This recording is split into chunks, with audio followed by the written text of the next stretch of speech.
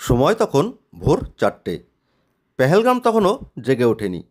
আমরা পেহেলগামের base camp থেকে একে একে লাইন দাঁড়িয়ে পেহেলগাম বেস ক্যাম্পের চেক আউট পর্বটা সেরে নিলাম। এরপরে বেরিয়ে এলাম পেহেলগামের মেন রাস্তায়। পেহেলগাম থেকে 16 কিলোমিটার দূরে অবস্থিত চন্দনবাড়ি যাওয়ার উদ্দেশ্যে। শেয়ার গাড়িতে আমাদের ভাড়া পড়েছিল মাথাপিছু 200 টাকা।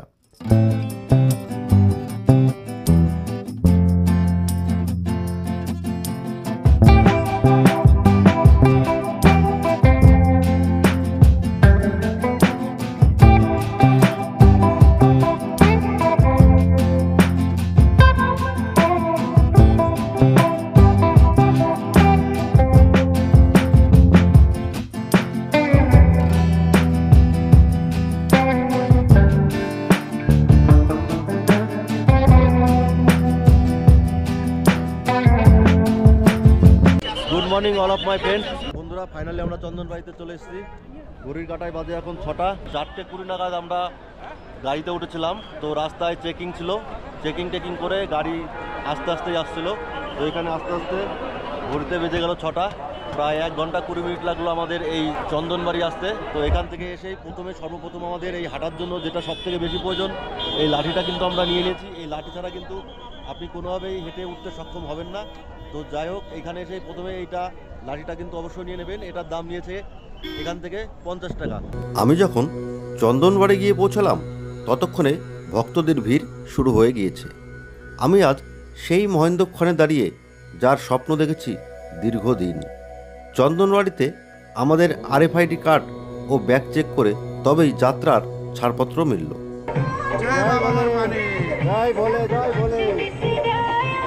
গেট দিয়ে ঢুকেই রাস্তার দুদিকে প্রচুর লঙ্গর।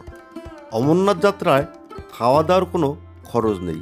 প্রত্যেক জায়গাতেই রয়েছে লঙ্গরখানা, আর পাওয়া যায় দারুণ সব সুস্বাদু ও বিভিন্ন রকমের সব খাবার। এখানে সব লঙ্গরখানাতেই আপনাদেরকে খাও বলে বলে আপনাকে স্বাগত জানাবে। এনারা মনে প্রাণে বিশ্বাস করেন যে ভক্তদের মধ্যেই বিরাজমান স্বয়ং মহাদেব, তাই এনারা সকলকেই সম্বোধন করেন বলে। যাত্রা শুরুর আগে আমিও খেয়ে নিলাম এই রকমই এক লঙ্গরখানা থেকে। এখানে এসে কি খাবেন? এখানে পাঁপড়, তন্দুরি রুটি হচ্ছে। হ্যাঁ, এখানে পাওয়া যাচ্ছে এটা কি দাদা? Soup, tomato soup. এখানে পাওয়া যাচ্ছে টমেটো স্যুপ। তো এখানে আসলে এই যে ভান্ডারাগুলো তো খাবার দেওয়া হয়, এত প্রকারের খাবার, সত্যি কথা বলতে একটা মানুষ কতই বা খেতে পারে। আর তার থেকে বড় কথা, এই হাঁটা চলাকালীন আপনি যদি ভরপেট খেয়ে নেন, আপনার হাঁটতেও কিন্তু খুব কষ্ট হবে। একেবারে খালি পেটেও হাঁটা যাবে না, আবার খুব বেশিও খাওয়া যাবে না। তো পর্যাপ্ত পরিমাণে আপনার যেটা ভালো লাগে সেই পছন্দসই জিনিসটা। क्या है भैया? व्हाइट सॉस पास्ता है। বন্ধুরা, আমি এখন পার করে গেছি চন্দনবাড়ির মেন গেট চেক পয়েন্ট। তো ওইখানে কিন্তু অনেকটাই সময় লাগলো। চেক পয়েন্টে অনেকটাই সময় চলে গেল চেক হতে। আমরা চন্দনবাড়িতে এসে নেমেছিলাম 6:10 নাগাদ। আর চেক পয়েন্ট পার করে এখন এই ঘোড়ার কাউন্টারের সামনে দাঁড়িয়ে আছি। এখন বাজে 7:10।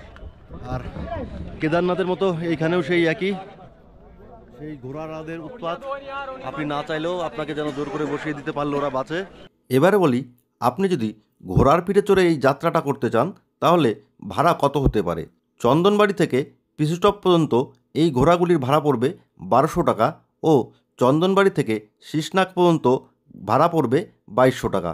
চন্দনবাড়ি থেকে পঞ্চতরণী পর্যন্ত আপনার এই ঘোড়া ভাড়া নেবে 3500 টাকা ও চন্দনবাড়ি থেকে হলিকেপ পর্যন্ত যেতে ভাড়া পড়বে 4500 টাকা। এটা কিন্তু গভর্নমেন্টের বেঁধে দেওয়া ভাড়ার তালিকা। আর যখনই আপনি ঘোড়া নেবেন, ঘোড়া ওখানকার নির্দিষ্ট কাউন্টার থেকেই কিন্তু ঘোড়াগুলি বুক করবেন।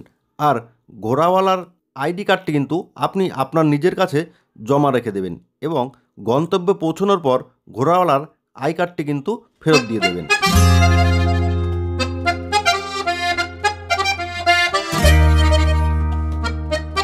দেখো, এই পাহাড়ের ওপর থেকে চন্দনবাড়ির ওই যে দূরে দেখা যাচ্ছে চন্দনবাড়ির রাস্তা। ওইখান থেকে কিন্তু প্রায় আমরা 2 থেকে 3 কিলোমিটার রাস্তা হয়তো হেঁটে এসে পড়েছি। জানি না কতটা রাস্তা হাঁটলাম, তবে আমার মনে হয় 2-3 কিলোমিটার হেঁটে চলে এসেছি। আর ওই ব্রিজটা পার করলেই কিন্তু শুরু হচ্ছে বিশুটপের চড়াইয়ের রাস্তাটা। দেখতেই পাচ্ছ ওই পুলের থেকে এই দিকটা কিন্তু আস্তে আস্তে চড়াই হয়ে ওই দিক দিয়ে এইখান দিয়ে উঠে যাচ্ছে। ওই দেখো বিশুটপের চড়াইটা বোধহয় ওইখানে গিয়ে শেষ হবে আমার মনে হয়। कितना किलोमीटर होगा चाचा? 2 किलोमीटर होगा अभी? होगा 2 किलोमीटर होगा।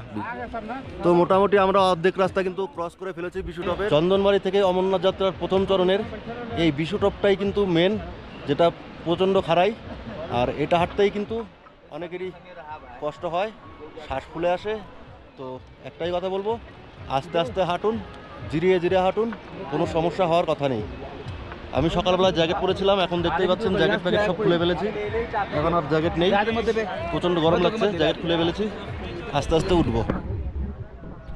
তো বন্ধুরা, এখান থেকে দেখতেই পারেন পাহাড়ের বিউটি, প্রকৃতির এত সুন্দর দৃশ্য হয়তো এই কাশ্মীরেই আসলেই দেখা সম্ভব। আর কোথাও এত সুন্দর ভূস্বর্গ কিন্তু আমরা দেখি না, কাশ্মীরকেই এই কারণেই কিন্তু ভূস্বর্গ বলা হয়। তো আমরা এখন ক্রস করছি বিশুটপ। প্রত্যেক যাত্রীরই কিন্তু এই বিশুটপটা পার করতে কষ্টসাধ্য ব্যাপার মনে হচ্ছে।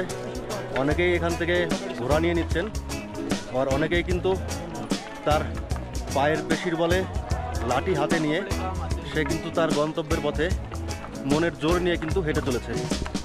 তো একটু চড়াই করতে পারলেই কিন্তু আমরা পৌঁছে যাব বিশুটপের মাথায়। তারপরে কিন্তু আর এতটা চড়াই নেই, বিশুটপটা আমরা কোনো মতে পার করে দিতে পারলে তারপরে কিন্তু আবার নিচের দিকে অনেকটা ডাউন আছে, অনেকটাই রাস্তা। তো আশা করছি ওই সামনেটা যে দেখা যাচ্ছে ওইখানে হয়তো বিশুটপের শেষ। তো ততটুকু আমাদের কিন্তু এখনও হাঁটতে হবে। সঙ্গে থাকুন এবং চ্যানেলটিকে অবশ্যই লাইক কমেন্ট সাবস্ক্রাইব করে চ্যানেলটিকে পাশে থাকবেন। আচ্ছা, পুরাণে অমরনাথ ধামের যে গল্পকথাটি বর্ণিত আছে সেটা আপনারা জানেন কি? আমি ছোট করে গল্পটা আপনাদের সঙ্গে শেয়ার করে নিচ্ছি এই ভিডিওর মাধ্যমে। এই পথেই হর পার্বতী যাত্রা শুরু করেছিলেন অমরনাথ গুহার উদ্দেশ্য ছিল একটাই, পার্বতীকে অমরত্বের কথা শোনাবেন। তো মহাদেব পার্বতীকে নিয়ে এই পথেই যাত্রা করেন। কিন্তু মহাদেব তো আর একা নন, তার সঙ্গে রয়েছে মাথার চাঁদ, শীষনাগ, গণেশ। তো এরাও যদি মহাদেবের সঙ্গে গিয়ে ওই অমরত্বের কথা পার্বতীকে শোনানোর সময় শুনে ফেলে তাহলে ওরাও তো অমরত্ব লাভ করবে। কিন্তু মহাদেবের উদ্দেশ্য ছিল শুধুমাত্র পার্বতীকেই এই কথা শোনানো, এদেরকে নয়। তো মহাদেব এই পথে যেতে যেতে এদেরকে একে একে ত্যাগ করতে করতে যান। যেমন চন্দনবাড়িতে তার মাথার চাঁদকে রেখে গেলেন, শীষনাগকে রেখে গেলেন তার গলায় থাকা সর্বসময়ের সঙ্গী শীষনাগে, গণেশকে রেখে গেলেন গণেশটপে। এইভাবে যাত্রা করতে করতে একসময় হর পার্বতী গুহাতে পৌঁছালেন এবং পার্বতীকে অমর কথা শোনাতে লাগলেন। কিন্তু দীর্ঘ পথ চলার ক্লান্তিতে পার্বতী একসময় ঘুমিয়ে পড়লেন। মহাদেবের কিন্তু সেদিকে খেয়ালই নেই, তিনি বললে চললেন অমর কথা। আর সেই সময় কথা শুনে ফেললেন পবিত্র গুহায় বসবাসকারী 2 সাদা পায়রা যুগল। পায়রা যুগলের বাকুম বাকুম আওয়াজকে মহাদেব ভাবছিলেন পার্বতীর মুখের আওয়াজ।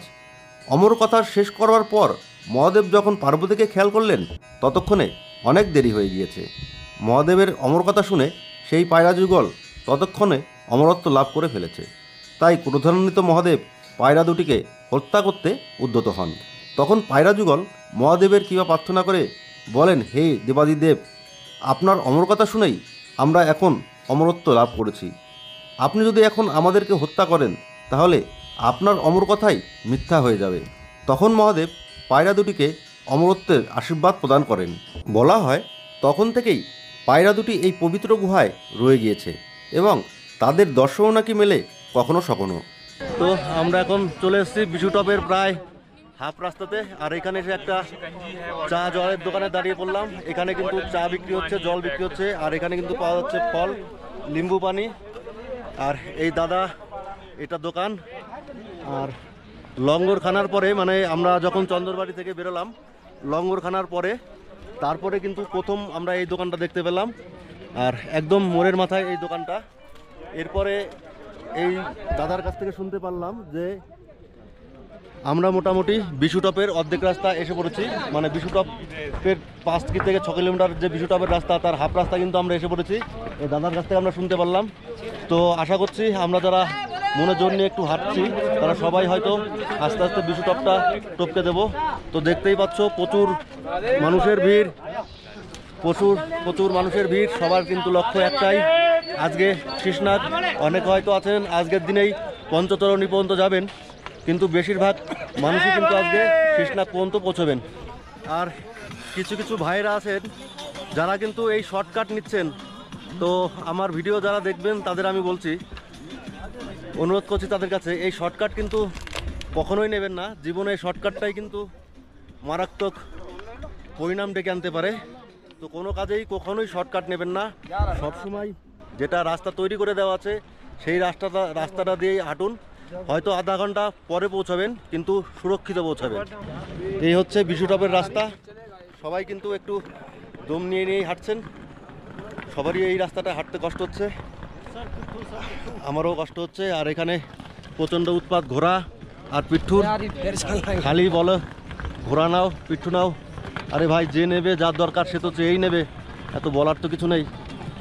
যে পারছে না সে তো চেয়েই নেবে, দাদা আমার ঘোড়ার দরকার বা আমার ব্যাগটা টানতে পারছি না, পিঠুর দরকার, সে তো বলেই নেবে। এত বিরক্ত করার কিছু নেই। কিন্তু রাস্তাটা কিন্তু যথেষ্ট ভালো, মানে খাড়াই হলেও রাস্তাটা কিন্তু যথেষ্টই ভালো। মানে এরকম ব্লকগুলো কিন্তু রাস্তায় পেতে দেওয়া হয়েছে যাতে হাঁটার খুব একটা, এতে কিন্তু হাঁটার খুব একটা কষ্ট হচ্ছে না।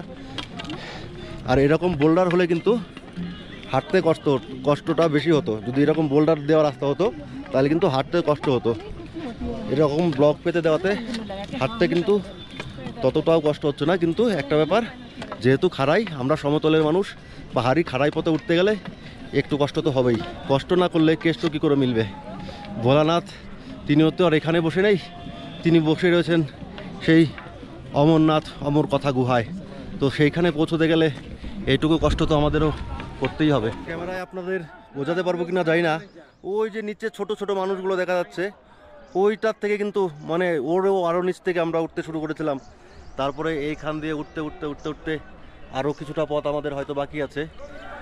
সম্ভবত এই যে সামনে যে বড় পাথরটা আমরা দেখতে পাচ্ছি বা বড় পাহাড়টা আমরা দেখতে পাচ্ছি, এটাই সম্ভবত বিশু টপ।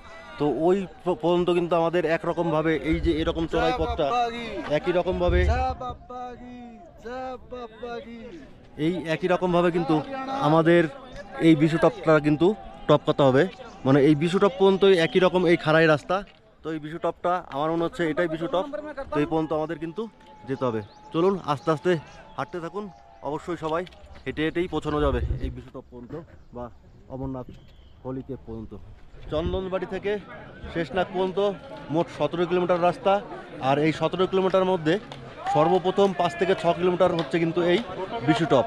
তো প্রথমে এই 5-6 কিলোমিটার রাস্তা যদি আপনি ভালোভাবে পার করে দিতে পারেন, তারপরের রাস্তাটা কিন্তু আর এতটা খাড়াই নয়, মোটামুটি সমতল টাইপের রাস্তা। তো সেই রাস্তাটা কিন্তু আমরা অনায়াসে হেঁটে দিতে পারবো। কিন্তু এই প্রথম 5 থেকে 6 কিলোমিটার রাস্তা কিন্তু একটু টাফ, একটু মানে ভালোই টাফ। আর এখানেই যত গণ্ডগোল, একটু আস্তে আস্তে ধীরে ধীরে হাঁটতে হয়, নাহলে হড়বড়ি করতে গেলে কিন্তু মানে তাড়াতাড়ি করতে গেলে কিন্তু এতে বিপরীত হয়ে যেতে পারে। তো আপনাদের সবাইকেই বলবো যে চন্দনবাড়ি থেকে বিশু টপ পর্যন্ত এই 5-6 কিলোমিটার রাস্তা একটু ধীরে সুস্থে আস্তে আস্তে হাঁটুন এবং কম দাঁড়িয়ে মানে কম বসে আস্তে আস্তে হেঁটে চলুন, তাহলে দেখবেন পথ ফুরিয়ে যাবে খুব তাড়াতাড়ি। এই রাস্তায় এই সর্বপ্রথম একটা সাইনবোর্ড দেখলাম যেখানে লেখা আছে Bishu top 2 kilometre, Jajilabag 6 kilometre, Sheshnag 11 kilometre, Panchtarni 25 kilometre, holy cave 31 kilometre. তার মানে আমরা এই সাইনবোর্ড দেখে বুঝতেই পারি যে চন্দনবাড়ি থেকে বিশু টপ যদি আমরা ধরে নিই 6 কিলোমিটার, তাহলে আমরা কিন্তু 4 কিলোমিটার রাস্তা অতিক্রম করে ফেলেছি লগভগ। আমি একটু আগেই বলেছিলাম 70% বিশু টপের কিন্তু আমরা শেষ করে ফেলেছি। আর মাত্র 30% বিশু টপে আমাদের উঠতে হবে, মানে 2 কিলোমিটার। আমি ধরে নিচ্ছি 1 ঘন্টা সময় আমাদের আরও লাগবে। সকাল 7টায় চন্দনবাড়ি থেকে আমরা হাঁটা শুরু করেছিলাম। এই বিশু টপের নিচ পর্যন্ত আমরা 2 ঘন্টায়, এখন বাজে 9টা, 2 ঘন্টায় মাত্র কিন্তু 4 কিলোমিটার রাস্তা আমরা হেঁটে এসেছি। আর বিশ্বটপ পর্যন্ত পৌঁছাতে আমার মনে হয় এখান থেকে আর 1 ঘন্টা সময় আমাদের লাগা উচিত, তার বেশি লাগার কথা নয়। তো চলুন উঠতে থাকি। বিশ্বটপের পরে পড়বে জজিলাবাগ এবং আমাদের আজকের গন্তব্য হচ্ছে শেষনাগ। ওইখানেই আজকে আমরা ক্যাম্পিং করব। তারপরের দিন আমরা শেষনাগ থেকে পঞ্চতরণীর উদ্দেশ্যে রওনা দেব। এই যে পাথরগুলো মানে পাহাড়গুলো, এখানে কিন্তু মাঝে মাঝেই ল্যান্ডফল হয়, তার নমুনা কিন্তু এই ভাঙাচোরা পাথরগুলো। তো এই ল্যান্ডফল হচ্ছে, এগুলো ল্যান্ডফল হওয়ার দরুন এই যে এইখানে কিন্তু টেম্পোরারি দড়ি লাগিয়ে দেওয়া হয়েছে, আর এই পাইপগুলো সম্ভবত নতুনই লাগিয়ে দেওয়া আছে। আর এই পাশেও দেখেন, এই পাশেও কিন্তু ল্যান্ডফল হয়েছে। ল্যান্ডফল হওয়ার কারণে এই রাস্তাটা কিন্তু একটু বিপজ্জনক, যার কারণেই এই রাস্তাটা কিন্তু সব থেকে বেশি খাড়াই, আর রাস্তাটাও একটু এবড়ো খেবড়ো। হর হর মহাদেব। তো এইটুকু রাস্তা পার করতে পারলেই আজকের মতো চড়াই কিন্তু আমাদের শেষ। তো ওই দেখা যাচ্ছে আরেকটু রাস্তা আছে বাকি, এইটুকু কিন্তু আমাদের চড়াই করতে হবে। সবাই হাঁপিয়ে যাচ্ছে, চড়াই কম নয়, অনেকটা চড়াই পথ। चंदनबाड़ी 2 किलोमीटर, क्या दिखा रहा है? पहलगाम 18 किलोमीटर, 2 किलोमीटर আসলাম হেঁটে। এই যে কি বলে কিছুই বুঝি না।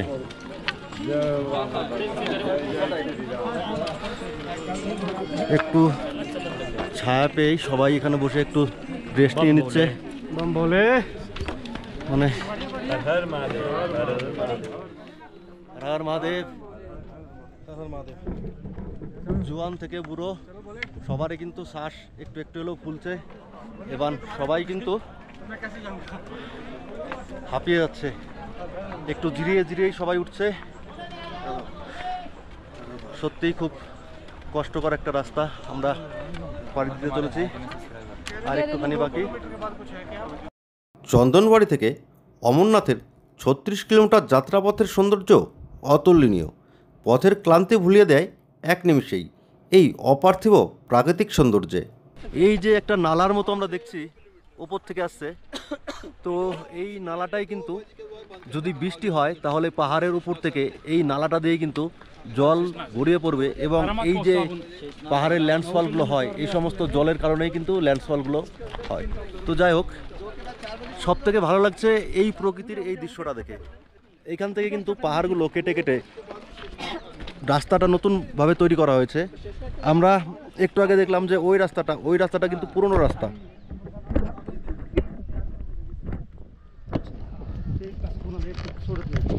ওই যে রাস্তাটা দিয়ে ঘোরা যাচ্ছে ওইটা কিন্তু পুরনো রাস্তা, আর এই রাস্তাটা কিন্তু মিশছে একই জায়গায়। ওই যে ঘোড়াগুলো যাচ্ছে ওইটাও কিন্তু মিশে যাচ্ছে, ওই যে দূরে দেখাচ্ছে পিছুটপ। আর আমরা যেটা দিয়ে হাঁটছি এই একই রাস্তা, এটা কিন্তু ওইখানে গিয়ে মিশে যাচ্ছে পিছুটপে। ওইখানে গিয়ে ঘোড়া আর মানুষের চলার পথ হয়তো একই রাস্তায় এসে দাঁড়াবে, কিন্তু আমার মনে হয় এই রাস্তাটা এই বছরই নতুন করা হয়েছে, যেহেতু পাথরগুলোকে কিন্তু একদম নতুন রূপে দেখা যাচ্ছে, মানে যে পাথর কাটলে নতুন অবস্থায় দেখা যায় সেই রকম কিন্তু একটা দেখা যাচ্ছে। আর সব থেকে ভালো লাগছে কিন্তু এই বিউটিটা, এখানে দাঁড়িয়ে উপরের এই বিউটিটা এত সুন্দর লাগছে, মনে হচ্ছে যেন আজকের দিনটা এখানেই কাটিয়ে যায়।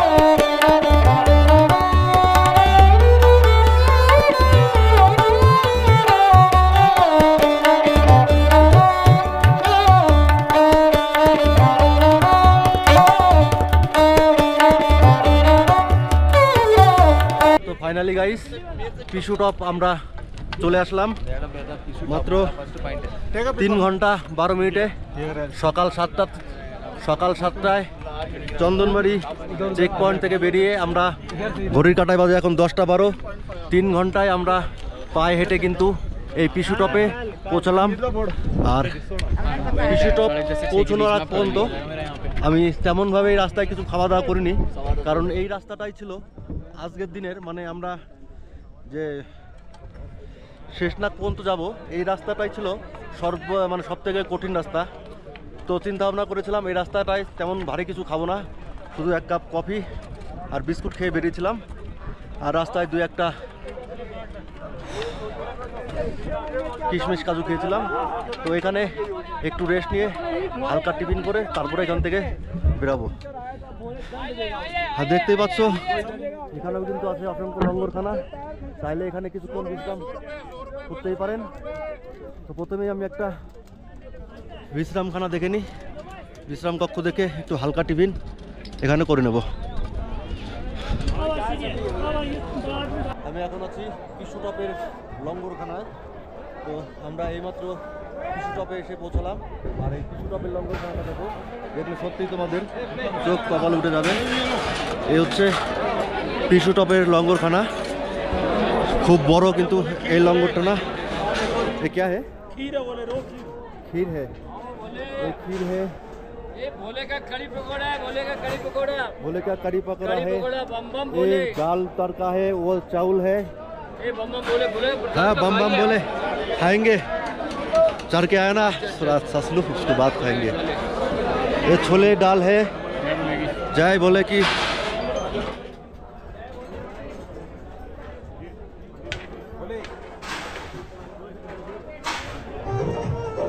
क्या है भैया? ये अचारी चाप। साढ़े चार अचारी चाप है। তন্দুরির মতো একটা আইটেম, সবজি তন্দুরি যদিও কিছু বুঝতে পারছি না কি। ছোলা বাটুরে, তরকারি, মটর কলাই, চানা মশলা, এই দেখো তো সব খাবার। ইডলি ধোসা মোমো এখানে আছে, এখানে আছে ইডলি ধোসা, মোমো আছে হচ্ছে। जहाँ खाना खिलाया जा रहा है उस काउंटर में पहुँचे। काउंटर खाली है, सेवा में अपनी सेवा में पहुँचे। চটপটি মশলা। তো এইসব কাউন্টারে আসলে মিঠাই আছে হলো আলু পনির, এ বাহারি কেশর বাটি। জয় বাবার পানি, জয় ভোলে, জয় ভোলে।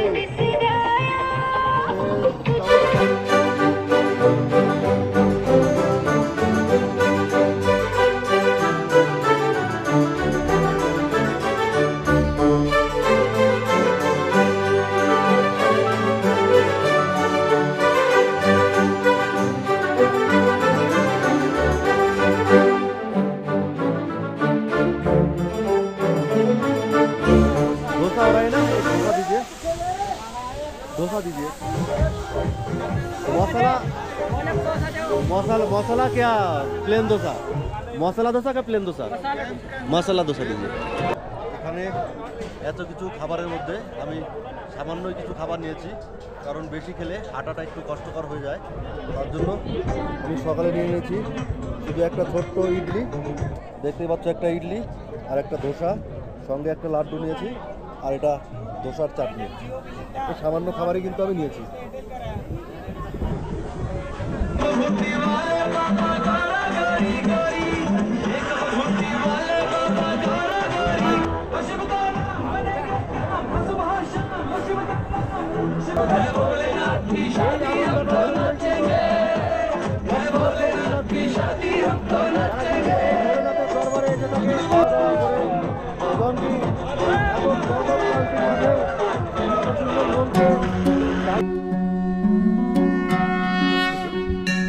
এইমাত্র খাওয়া দাওয়া সেরে, মানে সকালের টিফিন সেরে আমরা যখনই নামলাম, ওই যে দেখা যাচ্ছে পিসু টপ, পিসু টপ থেকে কিছুটা এগিয়ে আসলেই কিন্তু এরকম একটা সমতল টাইপের রাস্তা পাওয়া যায়। এটা হয়তো 500 থেকে 700 মিটার রাস্তা হবে। এটা কিন্তু খানিকটা সমতল, আর এরপরে কিন্তু আবার শুরু হচ্ছে কিছুটা চড়াই। তো আমাদের পিসু টপ থেকে জজিলা বাগ পর্যন্ত কিন্তু 2 কিলোমিটার রাস্তা যেতে হবে। আশা করছি সামনের রাস্তাটা মোটামুটি এরকম ধরনেরই হবে, কিছুটা ডাউন হবে, কিছুটা আপ হবে। কিন্তু আমরা যেভাবে পিসু টপ পর্যন্ত আসলাম, পুরো রাস্তাটা এরকম খাড়াই ছিল, সেরকম কিন্তু এই রাস্তাটা হবে না, অনেকটাই মানে ইজি হবে পিসু টপের থেকে এই রাস্তাটা। চড়াই করতে করতে পথে হাঁটতে হাঁটতে ক্লান্ত হয়ে এখন একটা জায়গায় বসেছি, আর এখানে 5 মিনিট বসতেই শরীরটা যেন জুড়িয়ে গেল, মানে এখন ঠান্ডা লাগছে। যখন এই পথ দিয়ে হাঁটছি তখন লাগছে গরম, আর যখন এরকম কোনো ছায়ায় বসছি 5 মিনিট, শরীর পুরো ঠান্ডা হয়ে যাচ্ছে। তো পথ এখনো আমাদের কিন্তু অনেক বাকি। 2টোর আগেই আশা করছি আমরা শেষনাগে পৌঁছতে পারবো।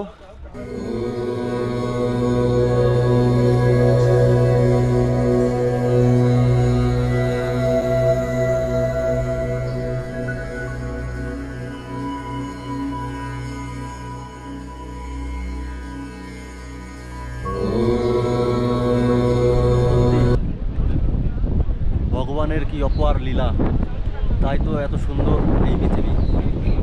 এই পৃথিবীর ভূস্বর্গ বলে যদি কিছু থাকে, অন্তপক্ষে আমাদের ভারতবর্ষের ভূস্বর্গ যদি কিছু থাকে, তাহলে কিন্তু এই কাশ্মীর। আর এই কাশ্মীরের পথে আমরা আজকে করছি অমরনাথ যাত্রা। এ কোন সা স্পট है? ये अभी ये नहीं है, जोजीबल से पहले यही है। তো আমরা এখন দাঁড়িয়ে আছি জোজিবাল থেকে কিছুটা আগে। তো এই যে একটা যে প্রকৃতির এত সুন্দর একটা ভিউ, মানে আমাদের ডেস্টিনেশন কিন্তু আজকে শেষনাগ পর্যন্ত। পাহাড়ি পথে যত কম কথা বলা যায় তত ভালো, যত কম জিরানো যায় তত ভালো, যত কম খাওয়া যায় তত ভালো। হাফ পেটেরও কম খেয়ে আমি কিন্তু আবার রওনা দিয়েছি। এখন পথ চলছি প্রকৃতির আপন খেয়াল মনে। যখন হাঁপিয়ে যাচ্ছি একটু দাঁড়িয়ে নিচ্ছি, যখন আবার মনে হচ্ছে ঠিক আছে আবার হাঁটা শুরু করেছি। তো এইভাবেই পথ কিন্তু আমরা আস্তে আস্তে ক্রমশ শেষের দিকে চলে এসেছি।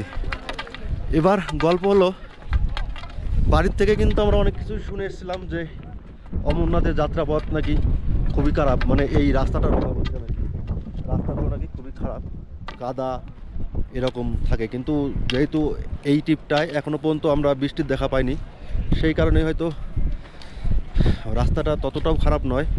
এখনও পর্যন্ত কিন্তু রাস্তাটা যথেষ্টই ভালো আছে। আর এই রাস্তাটা কিন্তু নতুন করে করা হয়েছে।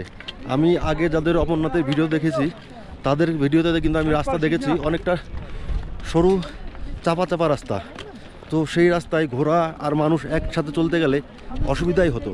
কিন্তু আজকে আমরা যতটুকু রাস্তা আসলাম এখনও পর্যন্ত, এই পথটা কিন্তু যথেষ্টই চওড়া এবং রাস্তাঘাট দেখে মনে হচ্ছে রাস্তাটা যেন নতুন তৈরি করা হয়েছে।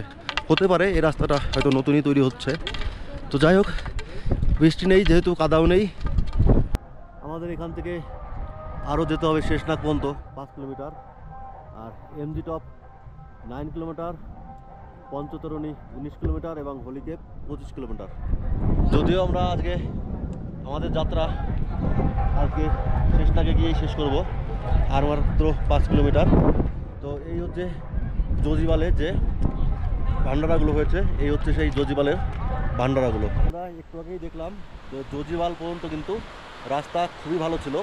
আর জোজিবাল থেকে এই যে রাস্তাটা শুরু হয়েছে ওই নাগকোটি পর্যন্ত কিন্তু এই রকমই রাস্তা, মানে রাস্তাটা কিন্তু হাফ হয়ে গেছে। আমরা পুরোটা রাস্তা যেমন আসলাম, রাস্তা কিন্তু অনেক চওড়া ছিল। আর জোজিবালের পরের থেকে ঘোড়ার লাইনটা যেমন উপর দিয়ে ঘুরে দেওয়া হয়েছে, আপনাদের দেখালাম, ওই উপর দিয়ে কিন্তু ঘোড়ার লাইনটা ঘুরিয়ে দেওয়া হয়েছে। আর এই রুটটাই কিন্তু ঘোড়া চলাচল করছে না, যেহেতু রাস্তাটা ছোট এবং কি উঁচু নিচু ভাঙা পথ, সেই কারণে কিন্তু ওই যে দেখা যাচ্ছে নীল চটি পর্যন্ত, ওই নীল তাঁবু পর্যন্ত, ওই পর্যন্ত কিন্তু ঘোড়া চলাচল করছে না। আর রাস্তাটাও একটু ভাঙাচোরা আছে বা এবড়ো খবড়ো আছে। তো অনেক কষ্ট করেই সবাইকে উপরে উঠতে হচ্ছে। আর চলো নাগকোটি পর্যন্ত আগে তো পৌঁছাই। চলো, হাঁপিয়ে গেছি বন্ধুরা, একদম হাঁপিয়ে গেছি, চলার মতো আর আবার উঠতে হবে। মানে এইটা হচ্ছে সিঁড়ি ভাঙা হাঁটার মতো।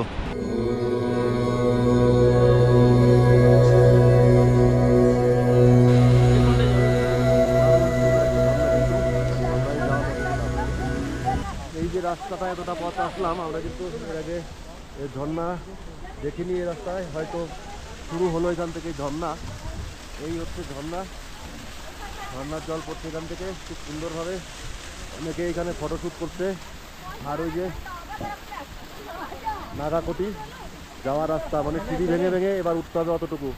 আর সামনে এই যে এত সুন্দর ঝর্ণা। যুগ যুগ ধরে লক্ষ লক্ষ মানুষ কিসের টানে, কিসের আকাঙ্ক্ষায় নিজেকে তীব্র কষ্ট দিয়ে ছুটে আসে এই দেবাদিদেব মহাদেবের কাছে। এই রহস্য উন্মোচনের বিন্দুমাত্র বাসনাও আমার মনে নেই। যে আকাঙ্ক্ষা আছে সেটি হলো চোখ ভরে দেখা আর প্রাণ ভরে এই প্রকৃতিকে উপলব্ধি করার এবং মানুষের মধ্যে খুঁজে বেড়াই তার উপস্থিতির। আজ এই পথে এসে বুঝতে পারছি এই যাত্রাপথ কেন এত পবিত্র। অনেক চড়াই উতরাইয়ের পর আমি কিন্তু এখন চলে এসেছি এই নাগাকুটিতে। তো নাগাকুটি থেকে এখনও আমাকে 3 কিলোমিটার পায়ে হেঁটে যেতে হবে। তো শরীর আর সাথ নিচ্ছে না, একদমই আর পারছি না। চলো যতটুকু পারি চলো। নাগকুটি ওইটুকু রাস্তাও খুবই খারাপ, আর পাশে এই যে লেক দেখতে পাচ্ছি, আর সামনে ওই সুন্দর মেঘেদের দেশ আর পাহাড়। এখান থেকে যে লেকটা দেখা যাচ্ছে সবুজ বা বলতে পারেন নীল, সেটাই কিন্তু শীষনাগের ঝিল।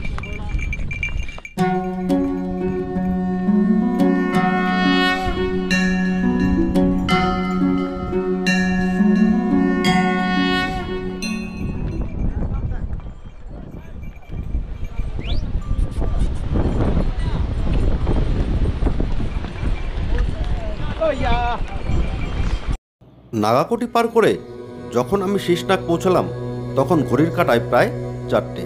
আমার অমরনাথ যাত্রাপথের প্রথম দিনের গন্তব্যস্থল হলো এই শীষনাগ ঝিল বা শীষনাগ বেস ক্যাম্প। পুরাণের কথা অনুযায়ী এই শীষনাগেই মহাদেব তার গলায় থাকা সর্বক্ষণের সঙ্গী শীষনাগকে ছেড়ে গিয়েছিলেন এই জায়গাটিতেই। সেই থেকেই এই জায়গাটির নামকরণ হয় শীষনাগ ঝিল। এই যে শেষনাগ লেকের থেকে যে জলের ধারা বেরিয়ে এসেছে এটি হচ্ছে লিডার নদীর একটি উৎস। লিডার নদীর মূল উৎস হলো সোনমার্গের কাছের কলহের গ্লেসিয়ার। এই দুটি নদীর ধারা পেহেলগামের কাছে 30 কিলোমিটার আগে মিলিত হয়ে জন্ম দেয় অপরূপ সুন্দর এই লিডার নদীর।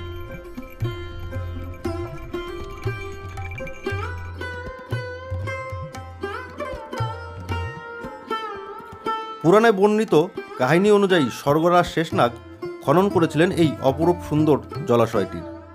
শেষনাগের বাসনাতেই এখনও শেষনাগ এখানে থেকেই রক্ষা করে চলেন অমরনাথকে। কিংবদন্তির লেখকের অনুযায়ী এই লেকের জল চলে গিয়েছে পাতালে। তবে বৈজ্ঞানিকের গবেষণায় উঠে এসেছে নানান সব বিস্ময়কর তথ্য। এই লেকের জলে এমন কিছু মাছ ও সরীসৃপ বাস করে যাদের শুধুমাত্র সারা বিশ্বের মধ্যে এই লেকেই পাওয়া যায়। এই লেকের শান্ত পরিবেশ, জলের রং, অপূর্ব সুন্দর শীতল হাওয়া অমরনাথের তীর্থযাত্রীদের কাছে এক পরম পাওয়া। শেষনাগ লেকের সৌন্দর্য পথক্লান্তি দূর করে অমরনাথ তীর্থযাত্রীদের।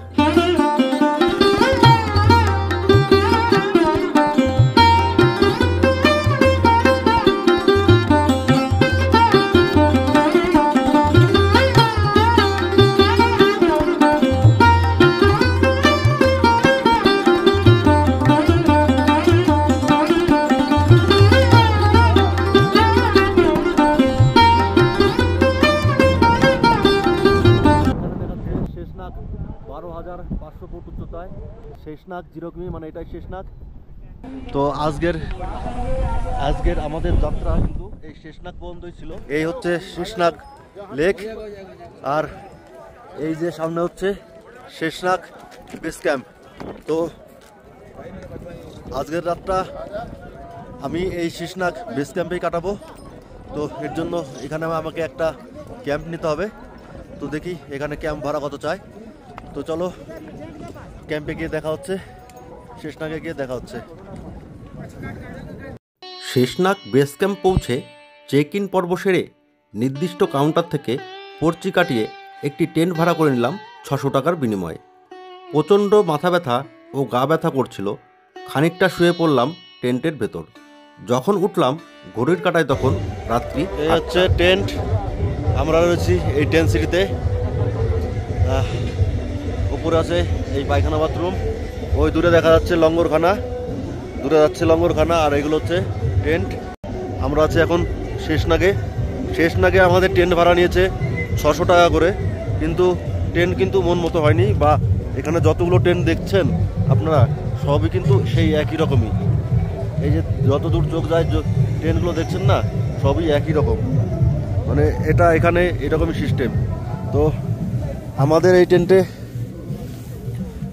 টেন্টে আমরা আছি 8 জন, 600 টাকা করে কিন্তু পার হেড নিয়েছে। আর এইরকম ট্রেন দেখে কি আপনাদের মনে হয় যে এটা 600 টাকায় থাকার মতো কোনো একটা জায়গা? নিচ দিয়ে এই যে ম্যাট্রেস পাতা, নিচ থেকে ঠান্ডা উঠছে, একদম পাতলা ম্যাট্রেস দিয়েছে, তার উপরে দিয়েছে হালকা একটা কম্বল, নিচ থেকে ঠান্ডা উঠছে, বাইরেও ভালো ঠান্ডা আছে। আর এই তো স্পেস, তার মধ্যে আমরা আছি 8 জন। তো চলো কি আর করা যাবে বন্ধুরা, এখানে তো আর কেউ রিল্যাক্স করতে আসে না।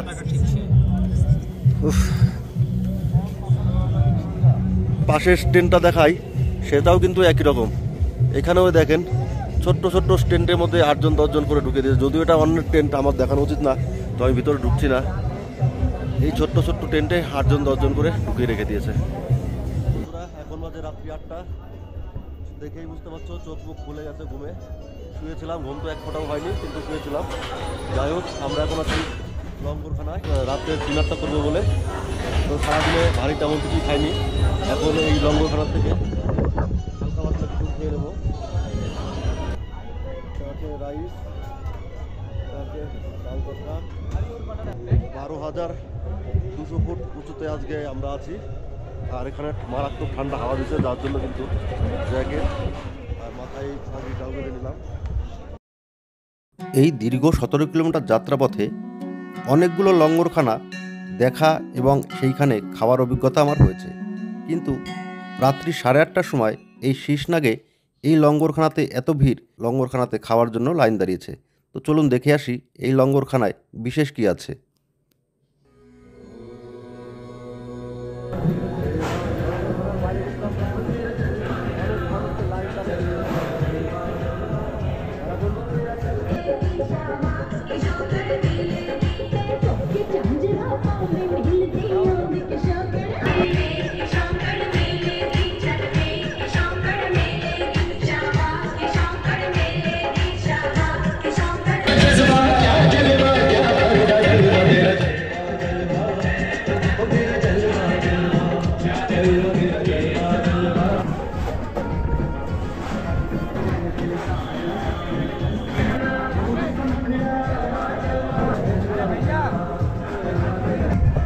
বড় বড় রেস্টুরেন্টে এরকম খাবার পয়সা দিয়ে কিনতে পাওয়া যায় না। তো এখানে যা সমস্ত খাবার দাবার পাওয়া যায় বড় বড় রেস্টুরেন্টে ওই সমস্ত পাওয়া যায় না। এখানে এসে অনেকেরই কিন্তু অক্সিজেনের সমস্যা হচ্ছে, যেই কারণে কিন্তু অনেকে এই গরম দুধটা খাচ্ছে। গরম দুধটা খেলে শরীরে কিন্তু অনেকটা এনার্জি চলে আসে।